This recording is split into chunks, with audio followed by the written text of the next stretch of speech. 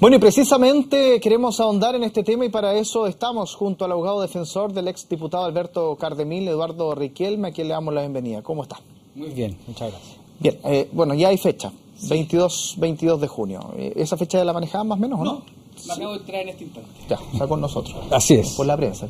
Está pasando, lo estás viendo. Ah, ya. a ver, y todos ahí en el switch celebran, ¿eh? Oiga, a ver, ya metiéndonos en el tema de lleno.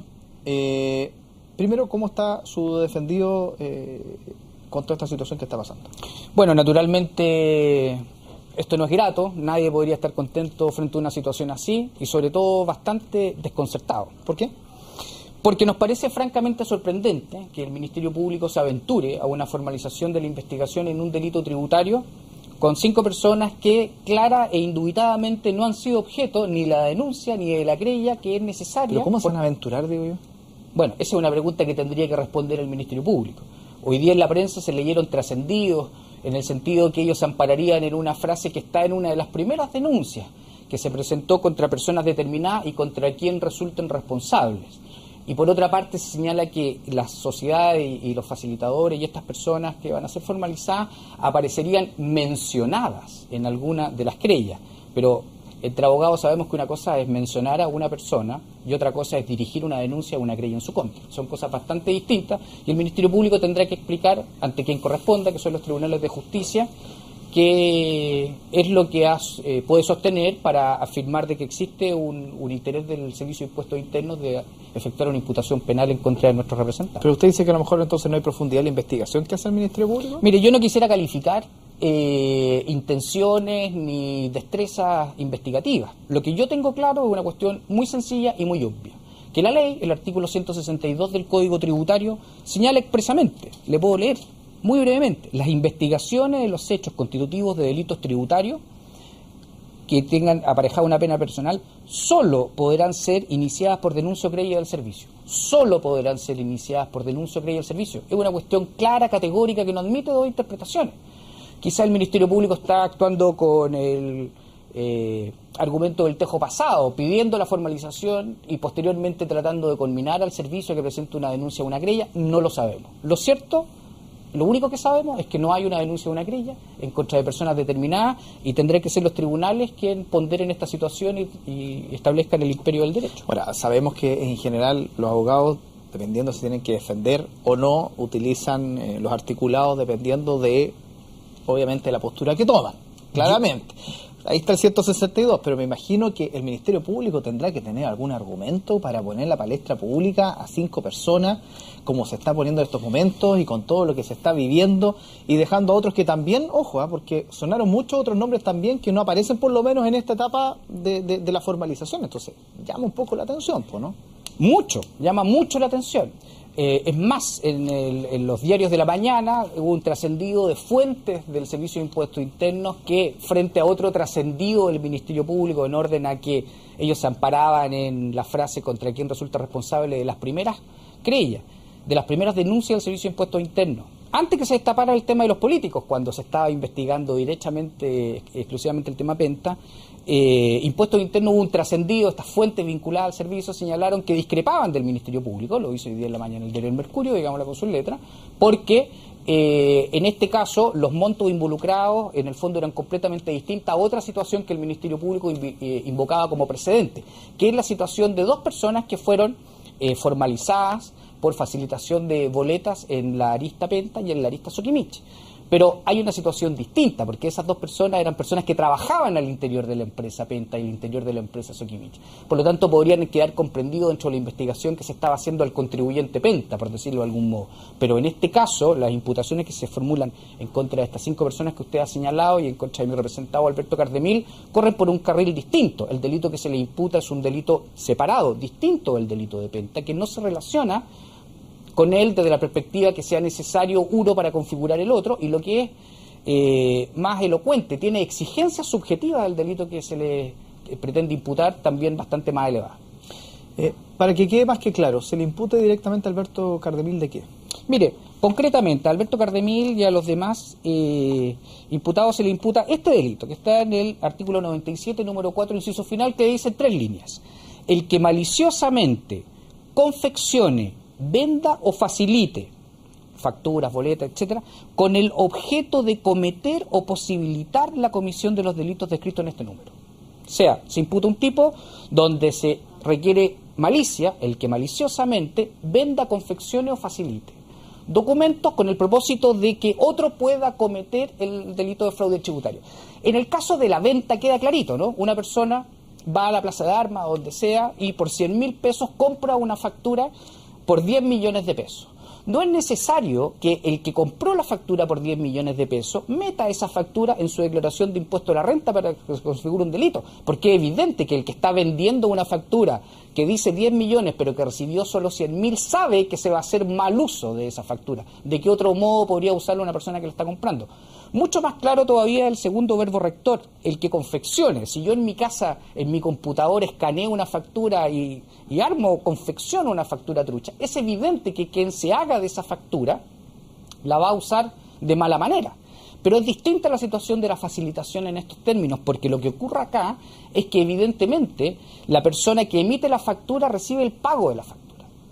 Por lo tanto, yo me pregunto lo siguiente: si los señores Penta hubieran querido pagar estas facturas con el propósito de cometer un delito tributario, el delito tributario lo que pretende es simplemente descontar impuestos, o sea, pagar menos impuestos. Y yo le pregunto a usted, una persona que quiere pagar menos impuestos, ¿va a gastar 5 millones de dólares para generarse facturas que le impliquen una rebaja del impuesto de un 20% de esos 5 millones?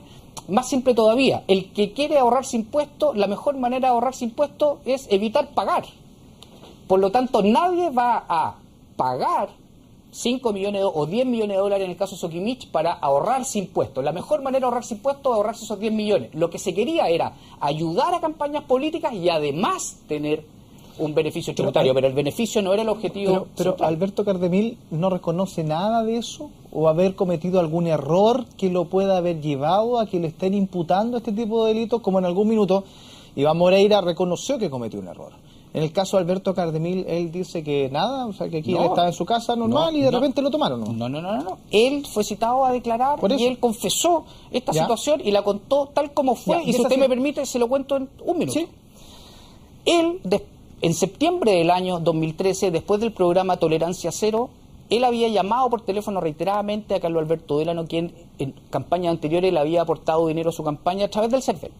Lo llamó en esta ocasión y lo reiteradas veces, nunca le contestó. Lo llama a él Hugo Bravo, a quien Cardemil nunca había hablado y nunca lo ha visto. Parece que varios no han hablado con él, ¿ya? Con él no, con Delano sí, ¿ya? Pero con Hugo Bravo no.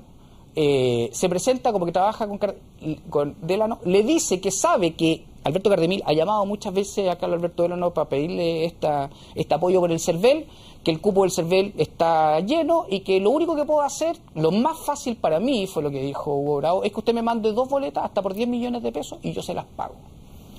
Cardemil comentó esta situación en su comando y se ubicaron a 2 personas cercanas a Renovación Nacional de Rancagua, que Cardemil no conocía, que eran cercanos de la persona que está organizando su campaña senatorial. Y Cardemil reconoce que estas personas llevaron las boletas, se cobraron esos cheques y ese dinero ingresó a su campaña. Por lo tanto, la conducta de conseguir las boletas, de entregarlas, recibir el dinero y meterlo en la campaña está completamente reconocido. Pero lo que nosotros decimos es otra cosa, que el dolo de él, o sea, la intención de él era, digamos las cosas como son, conseguir financiamiento para su campaña eludiendo la ley de financiamiento electoral, al margen de la ley de financiamiento electoral. Pero él jamás tuvo en su mente que lo que él estaba haciendo era cooperar a un delito tributario de Penta, por una razón obvia, porque imagínese usted, estamos hablando de 10 millones de pesos, la campaña senatorial de Alberto Cardemil, según está declarado en el CERVEL, costó 460 millones de pesos. O sea, el margen de este dinero en comparación a lo otro era menor. Pero, paréntesis, ¿Alberto Cardemil nunca se enteró que esto mismo estaba pasando con otras personas también? No, él no sabía que esto era una práctica que se repetía con otros políticos. Pero esto de comprar facturas o de vender boletas, en fin, ¿no le pareció raro? No, momentito. Él no ha comprado ni vendido. Yo lo que le estaba explicando era otra cosa, que el tipo penal dice el que confeccione, venda o facilite. A él le están imputando facilitación, no le están imputando ni venta ni confección. Pero yo le explicaba que los otros 2 verbos rectores claramente queda en evidencia que el que vende una factura, evidentemente sabe que se va a cometer un delito. Facilitó, ¿no es cierto? Así es. El fiscal... ¿Pero eso no le pareció raro a él? Bueno, evidentemente que es una situación reñida con la ley, pero con la ley electoral. Eso es lo que él tenía en su mente. Él jamás pensó que estaba siendo parte de una trenza para que se cometiera un delito tributario. Por una razón adicional. Yo sé que lo que estoy diciendo no es popular y yo sé que la gente no lo cree, pero yo estoy en un rol de abogado y tenemos que decir las cosas tal como son. Él sabía que de algún modo estaba escudriñando, estaba de algún modo vulnerando la ley de financiamiento, pero jamás pensó que iba a ser así con la ley tributaria. Usted me puede decir lo siguiente, me puede decir, oiga, pero un momento, él es abogado, él sabe que está dando una factura, ¿cómo no va a suponer de que esa factura se va a usar por Penta para rebajar impuestos? Y yo le digo lo siguiente, el tipo penal que es sanciona maliciosamente, esa palabra maliciosamente no está ahí por casualidad, tiene un efecto jurídico. ¿Y qué significa? Que tiene que quedar claro que la intención era cometer un delito tributario. Como ocurre si yo le vendo a usted una factura evidente, yo no estoy vendiendo una factura que dice 10 millones de pesos y usted no me paga los 10 millones a mí, me paga solo 100.000. Es evidente que si yo se le entrego a usted es para cometer un delito. Pero aquí el caso es distinto. ¿Por qué? Porque existe la posibilidad que, si bien es cierto, esa factura se meta en la contabilidad de la empresa para sacar el cheque, que esto pasó en septiembre del año 2013, que cuando llegáramos a abril del año 2014 y se tiene que hacer la declaración de impuesto a la renta, existía objetivamente la posibilidad que esa factura no se hubiera metido en la declaración de impuesto a la renta de Penta. ¿Y qué hubiera pasado ahí? Hubiera pasado la siguiente situación, que queda un egreso, el cheque que salió en septiembre, no justificado, porque esa factura no se mete en la contabilidad. ¿Y cuál es la situación tributaria de los egresos no justificados que se considera que son un retiro de los socios? Entonces, obviamente uno sabía en septiembre que estaba entregando una factura por un servicio no prestado y que se pagó el monto total de la factura, pero eso no implica necesariamente que a todo evento en abril del próximo año esa factura se iba a meter. Lo más probable que sí, por supuesto que sí, eso se lo concedo, pero no existe la certeza, como que hay un mail de Carlos Alberto Bolano con Lavín o Bravo con Cardemil, que dijeran algo así como, yo le voy a pagar 2 boletas de honorarios por 10 millones de pesos, pero ojo, yo esto lo voy a ocupar para rebajar impuestos. Si existiera una evidencia de un concierto, de un acuerdo, ¿qué le podría decir yo? Pero la situación no es así. Siendo honestamente, nadie tenía en su mente que hacer esta operación implicaba un delito tributario para un tercero. Y por eso estamos en lo que estamos. Bueno, Eduardo Riquelme, muchísimas gracias por haber estado junto a nosotros explicando la situación de su defendida. Muchas gracias. Que esté muy bien.